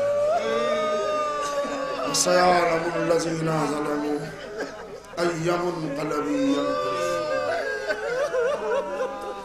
انا للہ وانا الیہ رضاً بقضائہ وتسلیما لامرہ۔ الہی تیری عظمت و جلالت کا واسطہ ہے، تمام مومن مومنات جنہوں نے اپنے آنکھوں سے ابو الفضل العباس کے نام پر آنسو بہائے، ان آنسوں کو رومال زہرا میں جگہ دے۔ پروردگارہ موسم کا خیال رکھے بغیر اتنی کثیر تعداد میں مومنین آئے، اے میرے اللہ ان تمام آنے والے मोमिनीन की हाजिरी को बनिगाह अमाम ज़माना शरफ कबूलियत और इज़्ज़त से नवाज दे। परवरदिगारा जहाँ जहाँ भी मोमिनीन बीमार हैं, वास्ता बीमार है करबला का, उन्हें सेहत कामिल आजिल जो परेशान हाल है उनकी परेशानी को दूर फरमा। ए मेरे अल्लाह तू मुसब्बिबुल असबाब है, जन्नतुल बकी के तामीर के असबाब फराहम फरमा। परवरदिगारा सीरिया में जनाब ज़ैनब और सकीना के रोज़े के दरवाजे फिर से मोमिनीन की ज़ियारत के लिए खुलवा दे। परवरदिगारा लश्कर इराक़ को क़ुव्वत अता फरमा, उसको फ़तह कामरानी अता फरमा। ये IS और दाइश को निस्त नाबूद फरमा। परवरदिगारा जहाँ जहाँ भी मोमिनीन और आज़ादार पर मज़ालिम हो रहे हैं, उन ज़ालिमीन को निस्त नाबूद फरमा। मज़लूम हुसैन के आज़ादारों की हिफाजत फरमा। परवरदिगारा तमाम उलमा, खुतबा, ज़ाकिरीन कराम, नौहा खां, मदा खां, पेश खां, मातमदार आज़ादार की हिफाजत फरमा। जुमला मराजा कराम की हिफाजत फरमा। खुसूसन आगाए सिस्तानी को तूले उम्र दे। ए मेरे अल्लाह वारिस करबला मुंतकी में खून हुसैन हज़रत वली असर इमाम ज़माना के ज़हूर में ताजीर अता फरमा। हम सबको इमाम के आवान व अंसार में शुमार कर। रब्बना तक़ब्बल मिन्ना इन्नका अंता समीउल अलीम। हज़रात ज़रा आपके खड़े होने से क़ुरा में ज़हमत होती है, बस ज़्यादा से ज़्यादा 1 से 1.5 मिनट की ज़हमत है। आप हज़रात थोड़ा सा तअम्मुल करके तशरीफ़ रखें ताकि एक मर्द मोमिन के नाम का ऐलान कर दिया।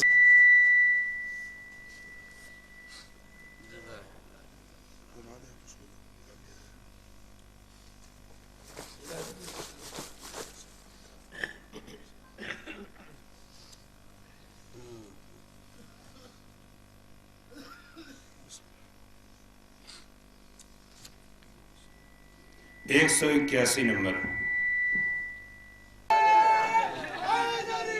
या अली माशाल्लाह। और बेटा माशाल्लाह तुम्हारा क्या नाम है बेटा? मुजम्मिल अब्बास। माशाल्लाह कहाँ मुजम्मिल अब्बास हट के माशाल्लाह। मौला मुबारक करे, तुम्हें ज़ियारत मुबारक हो। वतवज्जह ज़ियारत।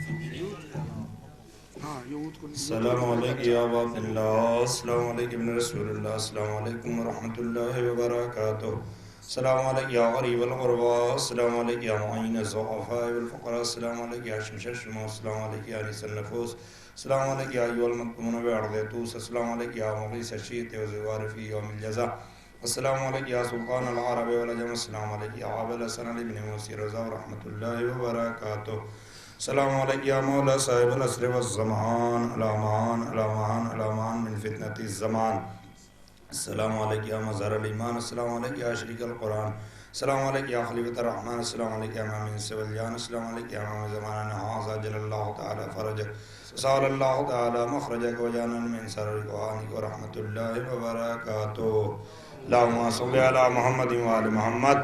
तमामी मोमिनीन इकराम की खिदमत में एक ऐलान किया जा रहा है कि मजालिस फ़ातिमिया शहज़ादी ज़हरा सलवातुल्लाह अलैहा की शहादत के सिलसिले से इसी मंजिल पर 28 फरवरी ता 6 मार्च रोज़ाना शब में 8 बजे एक मजलिस अज़ा का एहतमाम किया गया है, जिसमें हिंदुस्तान के मशाहिर उलमा खुतबा तशरीफ़ ले आ रहे हैं और रोज़ शहादत सुबह ता शाम मजलिसें होंगी। आप हज़रात से कसीर तादाद में शिरकत की इस्तदवा है।